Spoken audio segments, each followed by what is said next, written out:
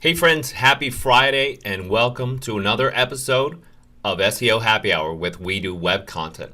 Today I am absolutely stoked to have this guest on with us.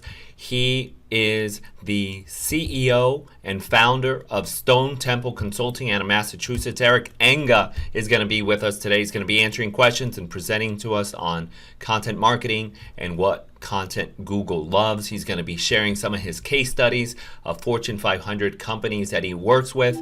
He's going to be telling us what content you should be creating and what Google thinks of it. He's going to be answering our questions. This is an awesome opportunity for you to be able to get up close and personal with a pioneer like Eric Enge, who's been a student of Google for years. So we're lucky to have him. Make sure you have your questions. Make sure you're listening. I will be sending out a recording to the people on our list. So thank you again for registering, everyone. We hope you have a good time and enjoy the content that we're going to share with you. Eric is awesome. He's a good friend. He's super successful. He works with tons of companies, and if you're a legal marketer, SEO nerd, you're going to get a benefit out of this. We're super stoked to ask him some questions about our own strategies that we use for our law firm clients and learn what he thinks and what he's learned from Google himself, especially coming from a content side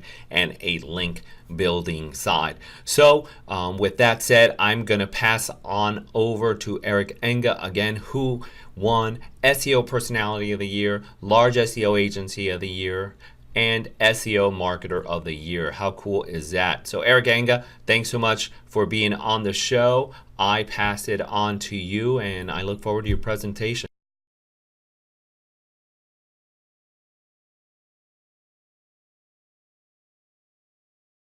Yeah, ladies and gentlemen, please, we're going to let Eric go through the presentation. Make sure you raise your hand or post questions, and then we'll stop somewhere in the middle or at the end, answer your questions, and I'm sure we're going to have our own questions for Eric as well. All right, Eric, thanks so much, man. And is the presentation showing okay for you guys? You're seeing it in full screen? I'm seeing it. Yeah, okay, cool. Yep. So what I want to talk to you all about today is, as it says right there, why good content must die. And so I'm going to explain that as we go through things. So Alex already gave a nice intro for me, so I'll kind of skip by this and just keep going. And I want to start actually with a little story. And my story is about Sally, and I want to find out why is Sally so sad and what we can do to make her happy. Well, Sally has a problem. She's an SEO director for a career-related website, and her traffic has been going through a withering decline month over month for many months now, in fact, over a small period of years. And she's got no clear plan to turn things around. And certainly this is plenty of reason to be sad in today's digital marketing world. But what happened is we came in and helped Sally with a recovery plan. It was like a full site audit, comprehensive on-site content optimization, competitive backlink analysis, and a content marketing plan. And it didn't have to be us, but this is, a lot of people know how to do this. But the idea is, had to take Sally back to ground zero and rethink about what her situation was and what was the best approach for moving forward.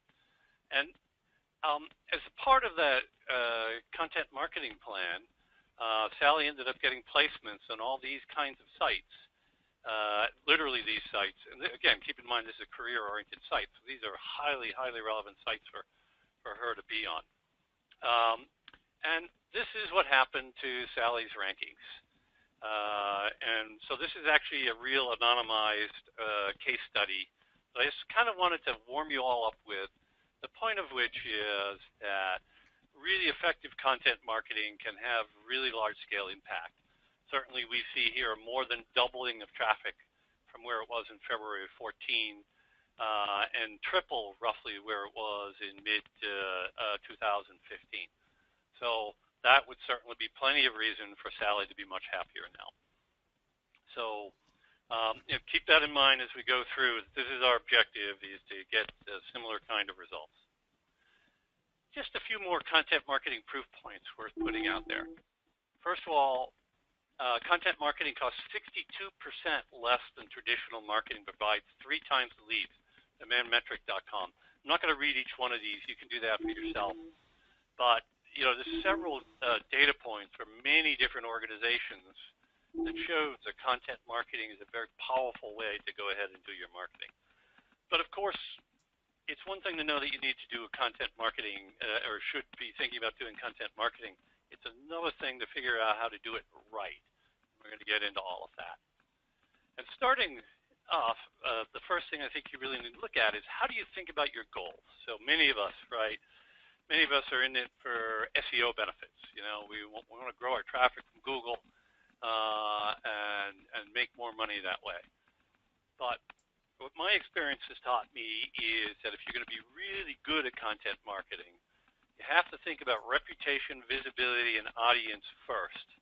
And then I have this almost parenthetical statement at the far right. Oh yes, let's get some links too.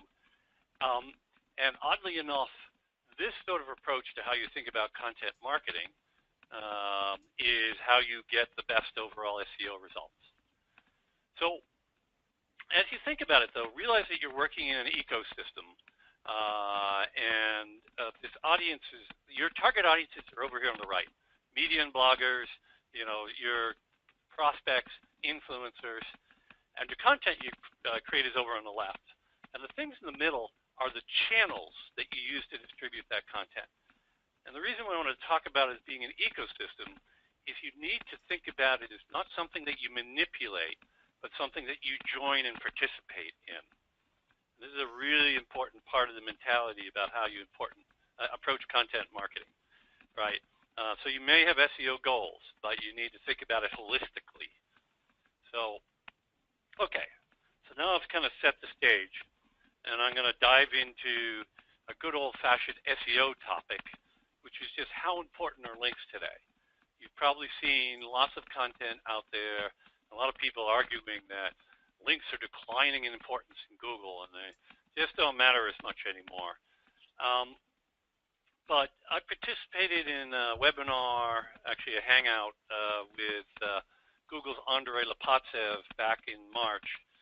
And as part of that, one of the other participants of the webinar, a guy called Eamon Johns, asked about, gosh, since you've told us that RankBrain is the third most important signal, what are the 2 first ones? And it was reiterated then by Andre, content and links. So quality of your content and links going to your site. So that's what Google wants to say what the most important factors are. So links, according to that, are still really big.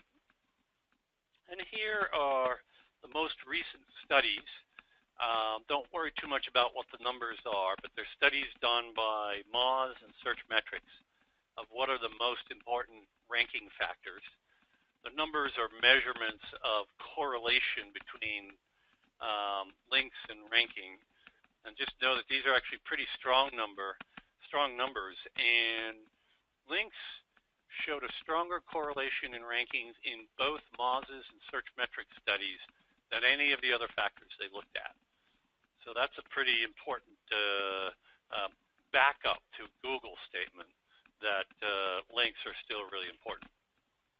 So now that we have this, let's get into what the real story is. And I'm calling it the real story because we actually also did our own study of the importance of links in ranking. And here are our correlation numbers. Again, don't get too hung up on what they are. If you want to know the details, you can read about a thing called Spearman correlations, and you'll learn how these measurements are done. But just know that these are pretty strong indications that links are remain a driving factor in ranking.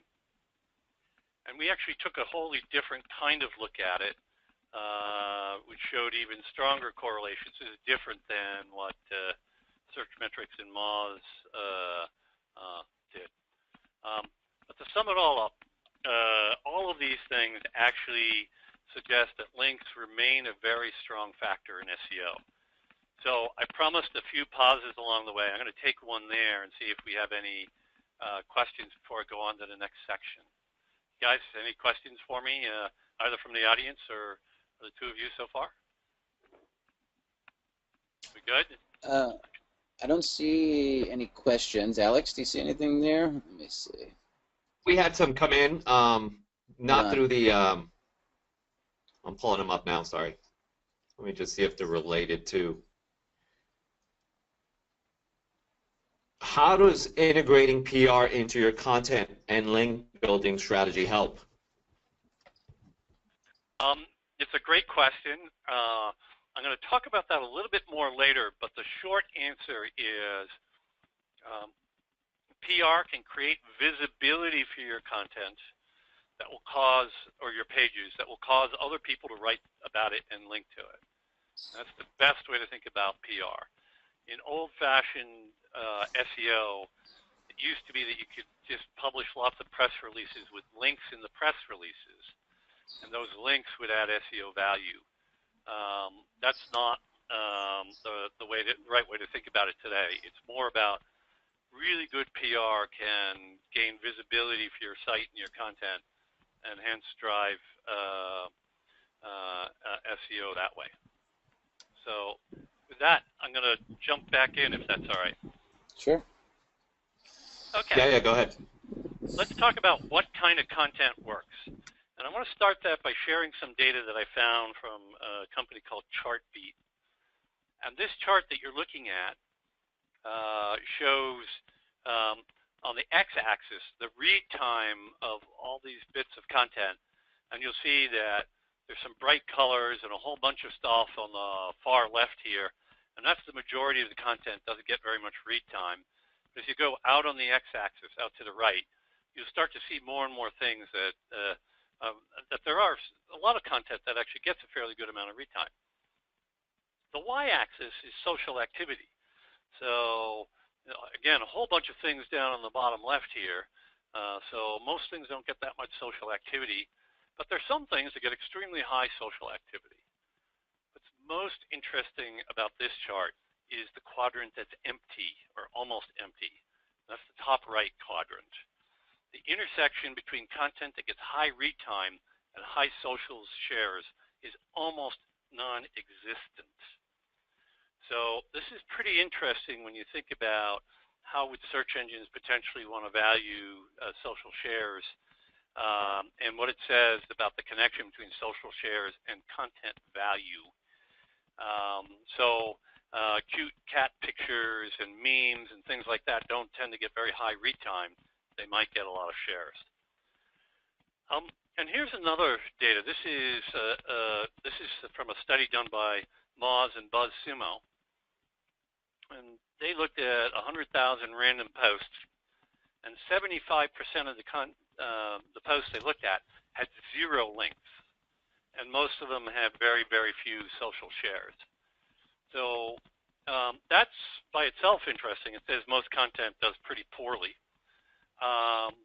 But here's another dive into the correlation coefficients. I'm going to walk you through it in a little more detail now.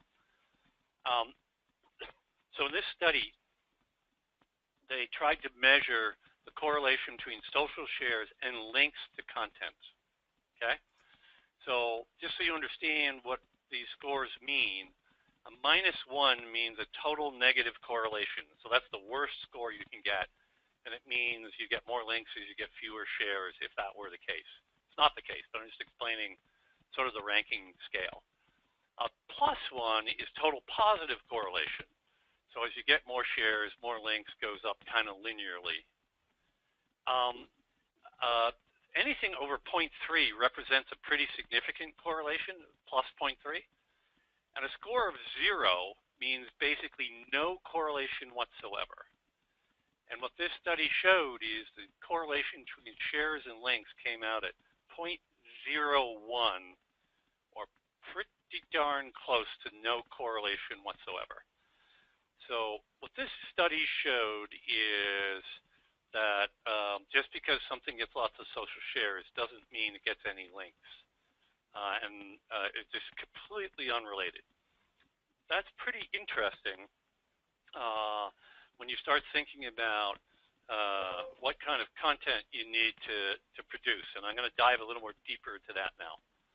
Because when the Moz and BuzzSumo team took a closer look at some of the sites that they had in their study, they found some individual sites actually had a very strong correlation.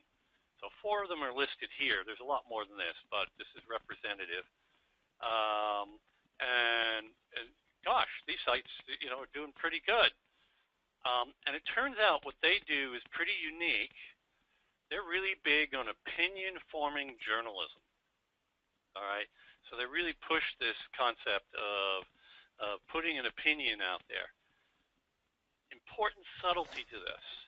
Their opinion is only working in terms of gathering both social shares and links because people care about their opinion. So it isn't enough to have some stranger start writing on your blog and issuing opinions. You have to develop a reputation first. But that was kind of interesting. So some content does correlate really strongly between social shares and links. Here's some more sites that actually correlate strongly between shares and links. And they were a little different than the first set I showed you. What they're big in is actually data-driven research studies.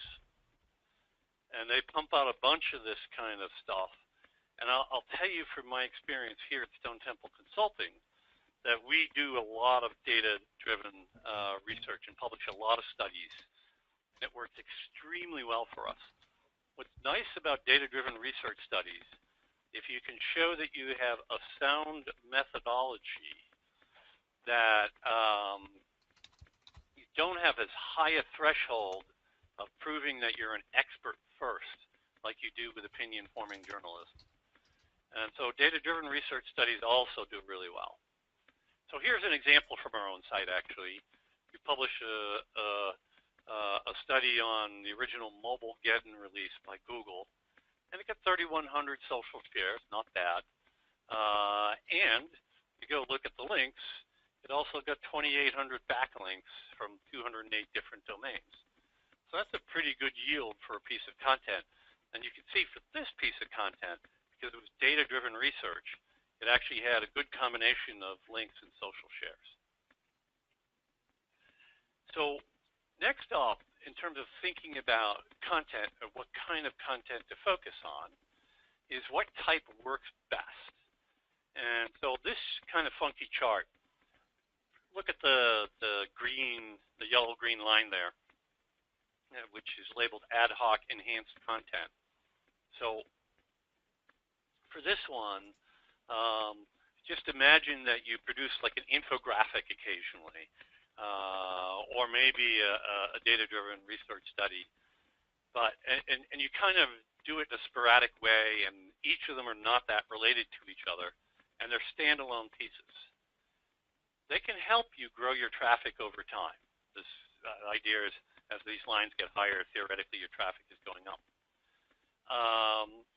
Contrast that with the idea of campaigns, the orange line, right?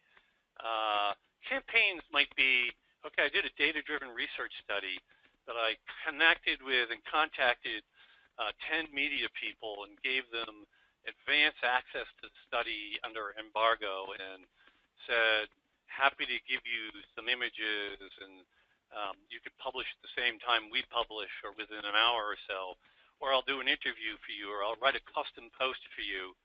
So rather than just doing a standalone piece, you do some companion supportive marketing.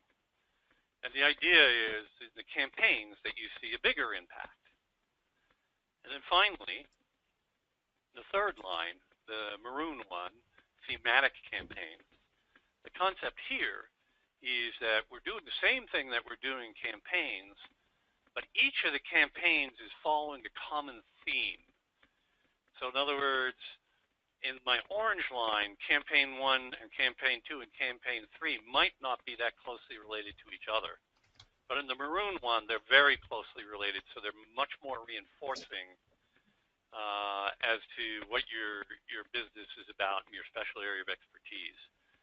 So as you think about the kinds of content you're going to produce, you want to think about opinion-forming journalism, you want to think about data-driven research studies, and now you need to think about what's the theme for those and how you're going to have a constant thread amongst all the content that you produce. Okay, so now what? I never thought you would ask.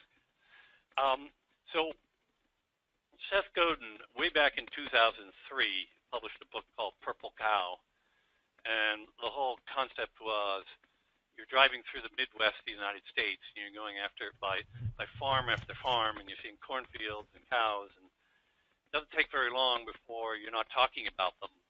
But when you drive by the farm where there's a purple cow sitting there, suddenly you're shocked into, my gosh, that really stands out. And this is sort of his theme, which is a very, very good one. If you're going to produce content, be remarkable, right? If you were to write the next greatest article about how to make French toast, nobody's going to care because it's been written about tens of thousands of times before. And as I'm fond of saying, I haven't had French toast in more than 25 years, and I can still tell you how to make it. So you have to think about what's the exceptional kind of content that you're going to produce that's going to attract attention. In fact, just to think about that from another perspective, here's a typical market adoption chart for any given market is characterized with these kinds of people. I'm sorry, it looks like it's a little blurry actually. But in the beginning, you have the innovators who are the first to adopt something, and then you have the early adopters that are next. Then you have what we call the early and late majority, and then you have the laggards. Well, if I'm trying to get social shares and links from somebody, who do you think that's coming from? Well, of course, it's going to be the early adopters and innovators that link and socially share stuff. And so as you produce content, you now need to be thinking about, well, who am I writing it for? Am I writing it for the early and late majority or the laggards? Well, not if it's part of your PR/content marketing efforts. If you're using it to promote your business, try to get links and social shares and reputation and visibility, your audience is the early adopters and the innovators. And your target is to produce content which is remarkable enough that they will want to share it and link to it. And the refinement that I started with is that means it needs to be opinion-forming journalism written by a recognized expert or a data-driven study. So now I think you can see that I've kind of worked you through a model here of the kind of content it takes to be successful in building a business using content marketing. So just to underscore it, good content isn't good enough. You got to be thinking about a lead content, or what I sometimes call anchor content. Again, those data-driven studies and the opinion-forming journalism pieces. Got to target the right audience and create content for that audience. So I'm going to stop there and see what other questions might have come up in the meantime, and see what you guys think so far. I think it's great. Can you hear me okay, Eric? Yes. Okay, great. So I love this. This is amazing. I guess most of the people that are probably tuning in to this webinar are attorneys, right? And so historically, when attorneys have like their content strategy, they want to make sure that they're optimized for personal injury, lawyer, Dallas, Texas, right? So those would be considered like the landing pages that are necessary to drive like just their target audience to their website.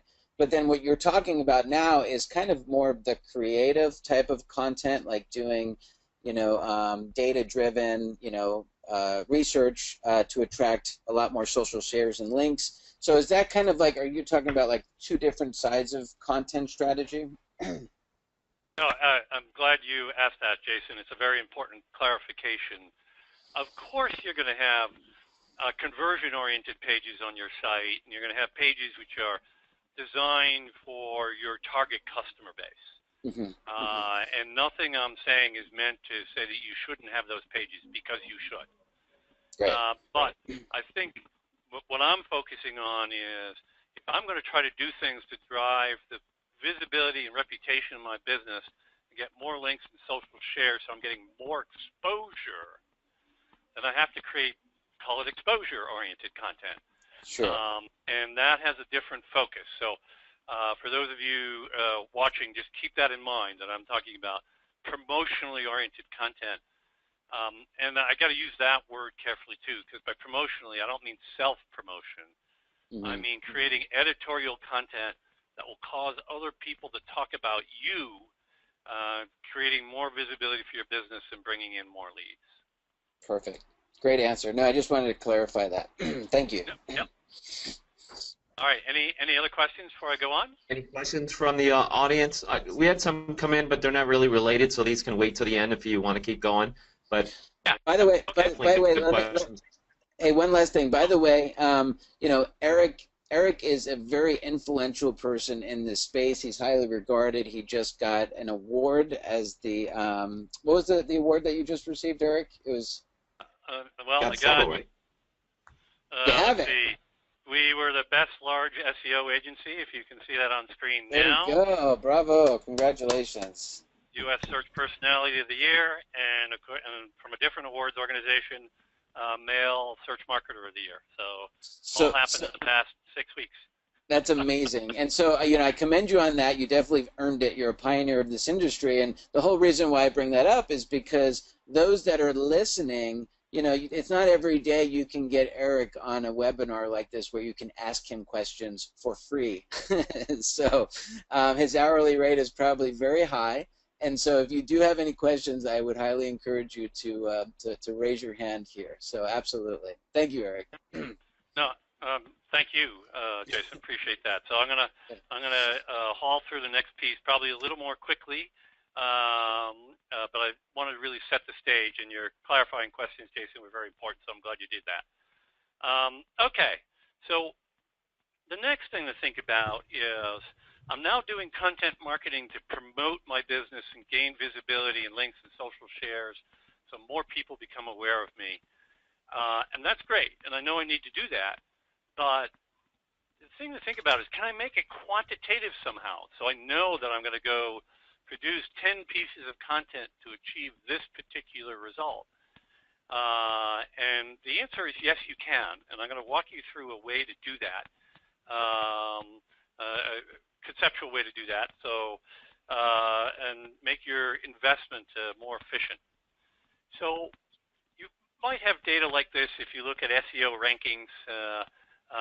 You know, and I've got my money keywords over in the first column. And then I have these ranking terms, you know, ranking from position 4 to 43 is shown on here. And the third one, which I'm kind of highlighting here, is in position 8. So I have a key search term, the money keyword in position 8. Well, what if I could do something to move it to position 5 or 4 or 3 or 2 or even 1? That's worth money, right? And it's better to target something that's kind of close to money than it is the next one down, which is position 43, which is probably going to take a lot more work. So that's the first conceptual stage of how can I do a content marketing campaign more efficiently. The next thing to do is figure out how to take it to move that up. Now I know which one I want to move. I'm going to try to take this one as position 8. I'm going to try to move it up. So imagine that this is your scenario, and I'm using a fictitious example here. Because none of you own HRSA.gov. I don't own it. I haven't worked on it, but it's a made-up example just to illustrate. So imagine you're this site in position 8, and you've got these 3 people in front of you, and you want to move up in the search results. Okay? Well, you can go into tools like, you know, Open Site Explorer, and you can pull data on who's ranking in the 7th slot and find out what their domain and page authority are. You could do that for, you know, each of the competitors in front of you. You can also go in and get data from other tools, Majestic, SEO, Ahrefs. We use all 3 of those. And then you can put those into a process where you build a master list of links, you dedupe the list across all the sources, and prioritize the targets. You know, we have a tool that does it here, but you can do it in a spreadsheet. You don't need our tool to do it. So you build a master set of links, and then you get a common set of metrics. And we do actually still like to use Moz domain authority and page authority numbers. And so here's a sample actually related exactly to the specific search result I showed you as an example a moment ago, and of the links pointing to a particular competitor that's outranking our page in the example. And it was pretty interesting for this one that we looked at. It actually tells the story pretty simply that this page was outranking us in position 8 because it had 2 links with a domain authority of 93 and page authority of 46, and one with an 81/28. And then you look down the rest of the link chart and it drops off extremely fast. So the first supposition I'm going to give you is that for this particular ranking example, I've already identified why this guy is outranking me, and it's because of 3 links. So think about that for a moment. You do this level of analysis, you suddenly realize, gosh, I just made it quantitative. I've got to go get 3, maybe 4, maybe 5 links. They've got to be this good. They've got to be really good ones. But this is a fascinating approach that we use, and it actually works pretty well. So what you do is, instead of just looking at one page like we were looking at, you tabulate this across your major ranking competition. And what I'm showing you here is completely made up data now. But just for illustration, imagine you ended up with a little spreadsheet that showed, here's my competitors who are outranking me, and these are all their most important links, and I'm ignoring the links that actually aren't that valuable, right? And you can get a picture of this. Gosh, what would it take for me to get into the top 5 or the top 4, etc. So to be fair, links aren't the only thing in ranking. It's a big factor, and I just want to, be clear that it's obviously not the only factor. And sometimes you'll build a spreadsheet like the one I just showed you, and you'll have a situation that looks like this: is that, gosh, the site in the number 2 position, links don't seem to explain in any material way why it's ranking.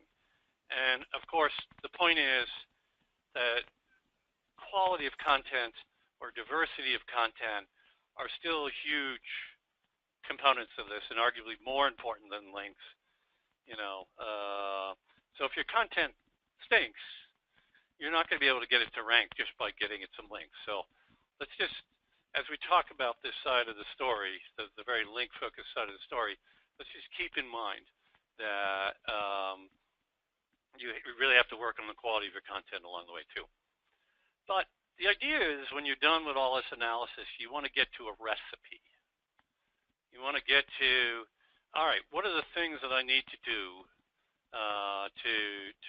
to win and rank very highly on this key search term? And I've actually got a very hard example here that would require 3 DA 90 plus links, 4 DA 80 plus, etc. So your examples hopefully aren't that hard, because that's a big budget to solve that problem.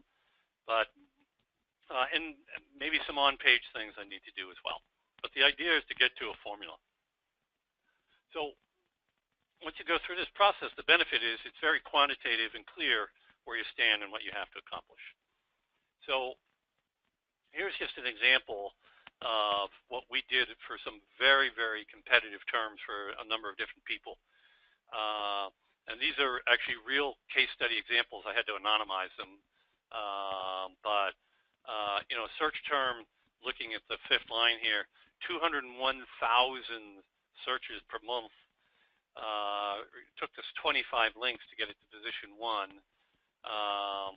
But then, a few lines below that, a term 18,000 searches a month, 5 links. We took it from 6 and above position to number 1, just by using this kind of focused analysis, and, to be clear, focusing on high domain authority links in small quantity, rather than getting tons and tons of crappy links. So that was kind of the approach. So next up, I want to walk you through another case study.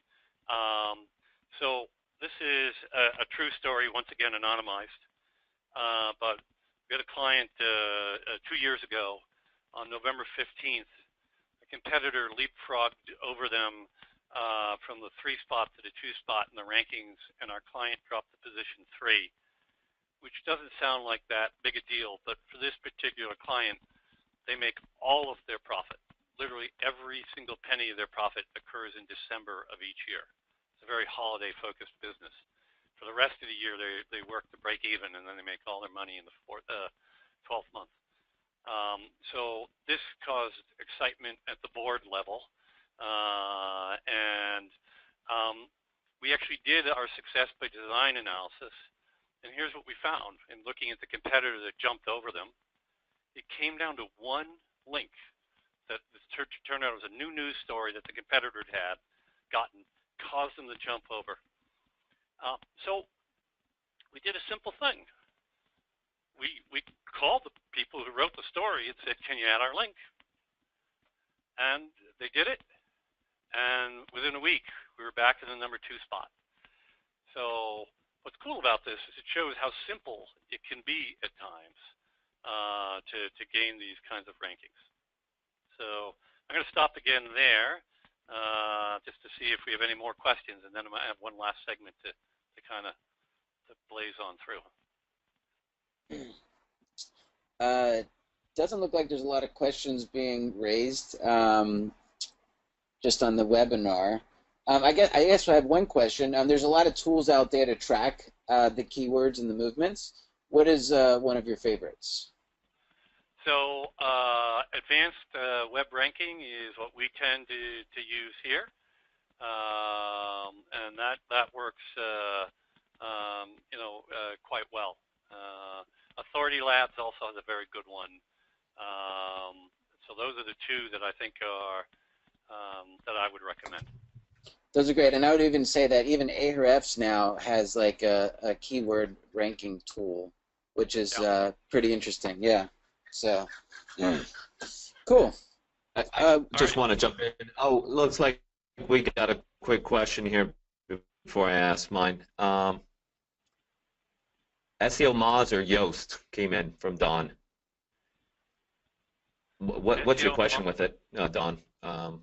That's for like local, I guess. As far as he's talking about Yext. Yext. Yext. Moz Local or Yext actually would be the. So yeah, they're very different. Moz Local is going to be cheaper and more affordable. Yext is more expensive. The advantage Yext has is give you real-time updates of your local listings. And so what I mean by that is you update your data in the Yext console, and then all the business listing and Yellow Pages sites within an hour or so are up to date with your new information. Whereas Moz Local, you make the changes, and it might take a month or 2 for those sites to do their updates. So now, is it redundant? Would it be redundant, like to do both if you have the budget for it? They don't. They overlap some, but not. But they're definitely different sites that they cover. So going off the top of my head here, Jason, I don't remember it all, but I know that Moz Local focuses on Axiom and Info USA, and Yext does a different aggregator, but they overlap on some Yellow Page sites. So if you can do both, it's good. The disadvantage Yext has, by the way, is if you end your agreement with Yext, all the changes you made disappear. Yeah. End it. Whereas Moz changes sustain themselves. So there's some balance there to be thought about. Right. All right. That's a good question. So yeah, we'll go ahead and proceed. Okay. So I want to talk about some creative channel strategies.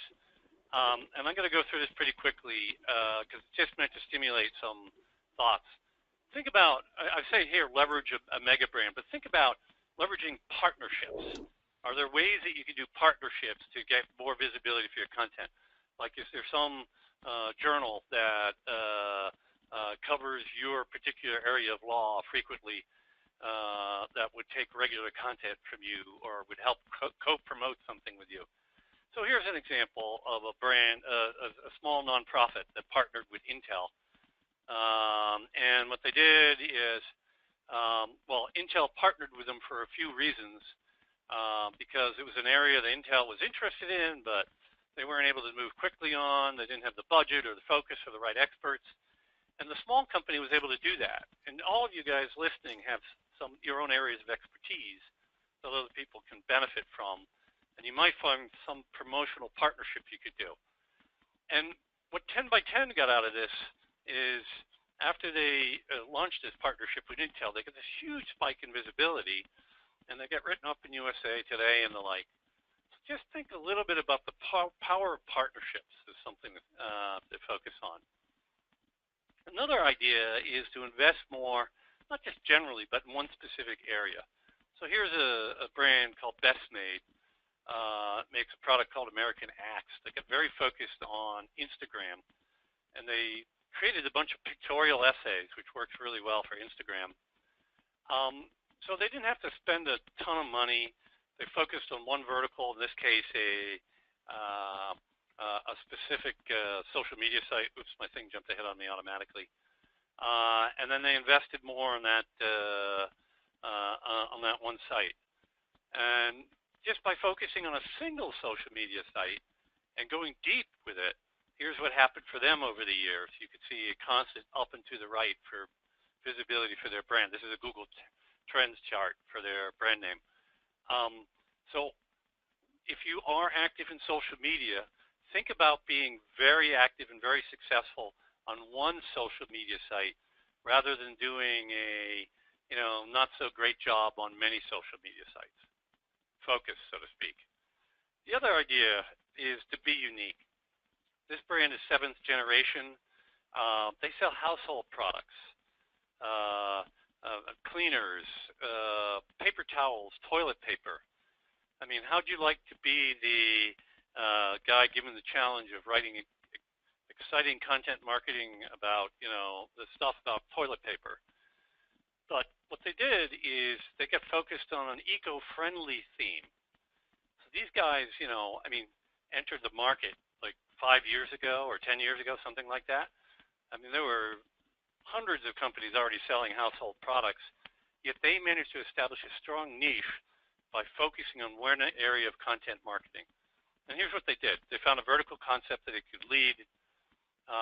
They built their subject matter expertise on that, and they built a reputation and proved to be a leader in a very specific segment. And this is what it's done for them.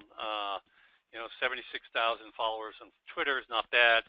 1.3 million fans for their page on Facebook, and they've been very successful as a result of these things. Another idea is just get an early mover advantage. Here's a guy called Zach King, who was one of the first people on Vine. Last I checked, he had over 3.5 million followers there. When you get early and actively engaged on a social media property, a new social media property, you could build followings really quite quickly. And to do that, you kind of have to recognize a new channel when it emerges, and you have to test it, and you have to be willing to test that social media platform. And if it isn't working for you, dump it. You have to recognize if you're going to try to play this game, you might try some new social media sites and figure out that it was not a good thing and dump it. But if you do it, you might have to try it a few different times, and you might get one that works really well and establish leadership in a really good new channel. So that's a thing to think about. And then for Zach King, he has gotten a lot of good deals out of it, so it's worked out really well for him. Then there's a notion of when you create content, promoting it more effectively. Here's a few tips for how to create better content and promote it more effectively. I'm not going to read the chart. You guys can do that, and I want to make sure we leave some more time for questions at the end here. And then there's the idea, it sounds unappealing. Work harder. Yes. Put another 10 hours a day in. No, that's not what I mean. Here's a study that someone did about singers with the greatest vocal range. It was done for a company called Concert Hotels. And they literally took all the recordings of like hundreds of music artists and measured their entire vocal range. Found out Axl Rose, by the way, has the biggest vocal range of anybody out there. So that was a ton of work and a lot of manual effort that went into that. And it's like, gosh, could that possibly have been worth it? It's a fair question. I mean, they had to go deep into a lot of manual research, put a lot of hours in where others didn't. This post got 111,000 shares on Facebook and 7,100 backlinks to their site. So this is an example of really being very remarkable in what they produced. Okay, so last thing, and then we're done, is the notion of cultivating authority. If you followed SEO for a long time, you know that we used to have this thing called author photos that Google put in the search results. And this is kind of the way that they showed you that authorship mattered to them. And they killed it. They killed that program. So the question might come up, does being an authoritative author matter? But just remember, this is what Eric Schmidt said at one point, is that information tied to verified online profiles will be ranked higher. So Google obviously saw a lot of potential in authorship. But, you know, frankly, I don't care that much whether Google is measuring it so much, because what I do know is that when you build your own expertise, it causes people to share and link to your stuff more. And that actually has a very, very important impact on your content marketing efforts. And Matt Cutts did say this in an interview I did with him 4 years ago. You know, doing the things that help build your own reputation, you know, you're creating the signals we want to find and value the most anyway. So I do think it's a really important thing to think about. So you want to work on building your engagement. I showed this chart a little bit before, just a reminder that effective content marketing, I mean, you look at the third line here, 18,000 searches a month, 3 lousy links. I went from position 6 to position 1. That was worth money, right?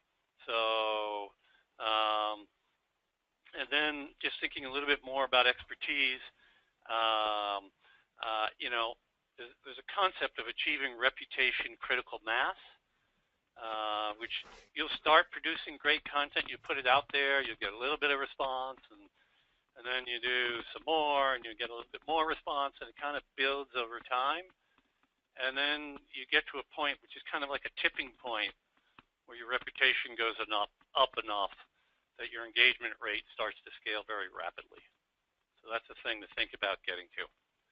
So with that, I'm going to pop back here, and because we have just a little over 10 minutes left, see what we've got for questions. And so I've been talking about content marketing the whole time, but please feel free to ask questions about any topic. And let's see what people have. Sure. So, well, good, Alex. Good. Go ahead. So we had a couple questions come in, and like Jason mentioned, Eric, you know, most of the people that are watching and are on the show right now are law firms, you know, somewhere from small to mid-size, some large law firms that have their own marketing departments or using an SEO and digital marketing agency to help them with some of the work. So a lot of the questions we're going to get are going to be targeted towards legal.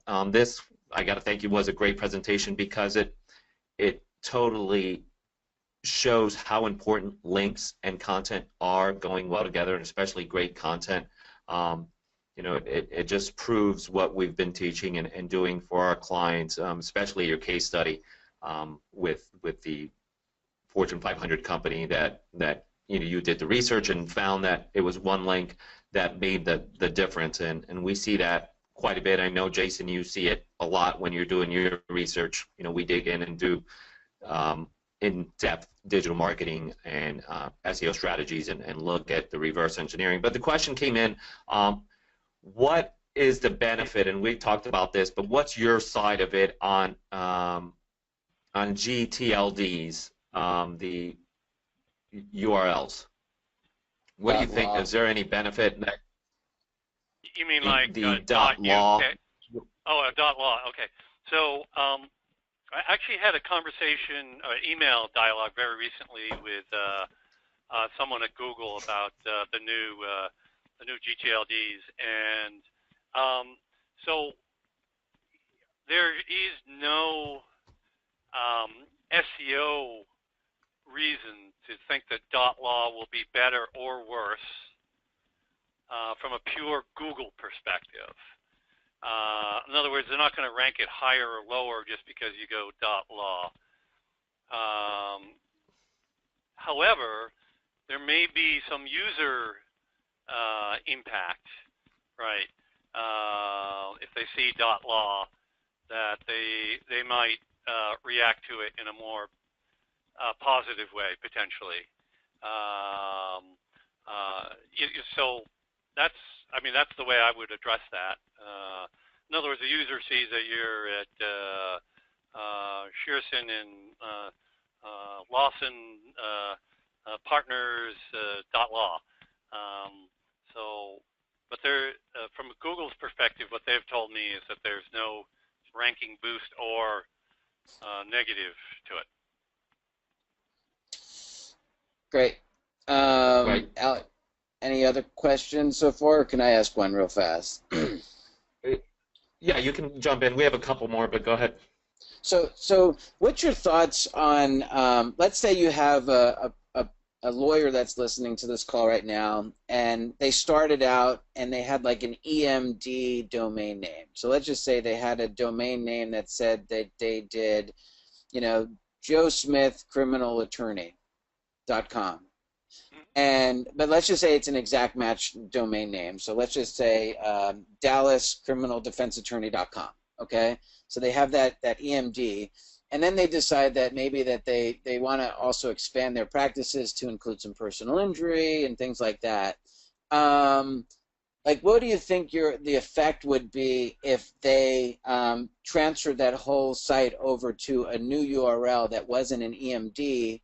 Maybe it's just joesmith.com law firm or whatever. Do you think that there would be a lot of loss in their rankings if they 301 redirected the EMD over to a new URL? You kind of were cut off. I don't know if you caught that, Eric. I didn't catch it on my end, the question. Okay, well, I heard all of it. Okay. So we're going to go from Dallas criminaldefenseattorney.com to joewilson.com. There you go.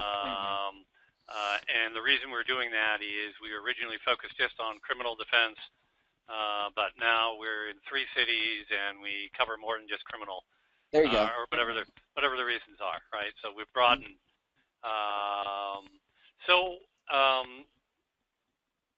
I don't ascribe much value to keywords in the URL. I won't say there's none. It's just not big. So I think that should be a move that you should be able to make without too much cost to it, especially because nowadays Google has said that they no longer erode links passed through 301s, that they pass all the juice through. Mm-hmm. However, initially after you make the move, you should expect that for a period of something like 6 weeks, you'll see a temporary loss in traffic while Google figures out the move. Yes. But after that time period, I think you're fine.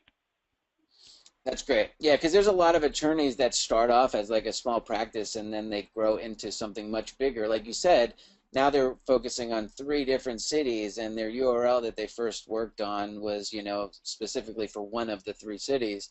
And so, yeah, that's just a common problem that we see in the legal community. So I appreciate you addressing that. Yep, absolutely. A couple questions are coming in. We have another. Yeah, a couple questions are coming in. Eric, what are your opinion on niche sites versus subdomains versus just case types within the site?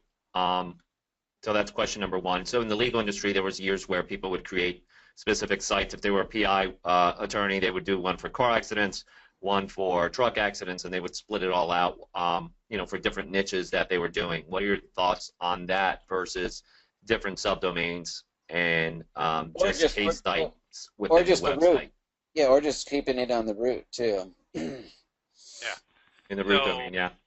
yeah, so for me, it used to be that separate domain thing worked pretty well for sites, and uh, um, Google liked that. But given that there's a fairly strong relationship, and they're all legally related, and they're all I would be much more a fan of getting them all on the main domain, because to me, the problem of each individual site is each site represents a marketing problem.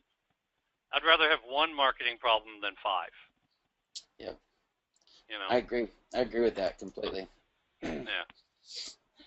And what about the difference between using subdomains versus putting it on a root? So, for example, making it personal injury lawyer dot xyz.com versus criminal defense versus putting it on the root. If you were to ask a Googler that question today, they would tell you that there is no difference. For me, I am still cognizant of the fact that it's pretty easy to have a subdomain operated by a completely different webmaster, and that's not true with a subfolder. So I think there's a very small risk, but non-zero risk, that a subdomain won't be interpreted as part of the core site. So I would lean towards the folder. But if I was already on subdomains, I wouldn't bother moving it unless I thought had evidence there was a problem. Great. Looks like there's another question. Okay, and thank you. Yeah, so any advice on increasing local map rankings? Well, I mean, the first thing is to get consistent listings across the local business and yellow page sites and the business listing aggregators. And it means really scrutinizing and making sure that your phone number is shown exactly the same way, the address is shown exactly the same way. If one address says you're at 301 Nichols Street and the other one says you're at 301 Nichols Street, Suite 201, you got to clean stuff like that up. It sounds small, but if Google has any reason to believe that it can't be confident in the information it has about your site and your locations, then it will be less happy about showing you high in the map pack results. And you might say to yourself, well, my gosh, I have, validated with Google My Business, and so I validated my listing with them.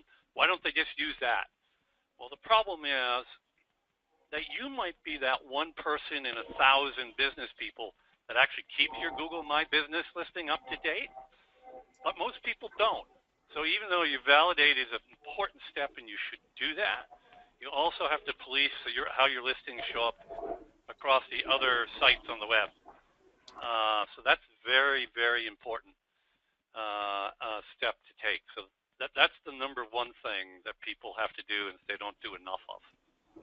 Now, do you think there's a difference between like the way exactly you spell it out? So if it's on your website and it's on your Google Plus My Business profile as Suite, spelled out Suite, and then you have some listings out there that just use the # or STE, do you think Google is smart enough to recognize the semantics, or should you go in and just kind of modify it to be exactly the way it is on your website as well as your Google My Business profile? I'm going to give you the relatively squishy answer is that they should be smart enough, but who knows how many different scenarios they actually face. Right? You gave some examples, Jason, that sound simple to parse, right? Oh, number and suite and room and office number, those all sound like they equate to each other.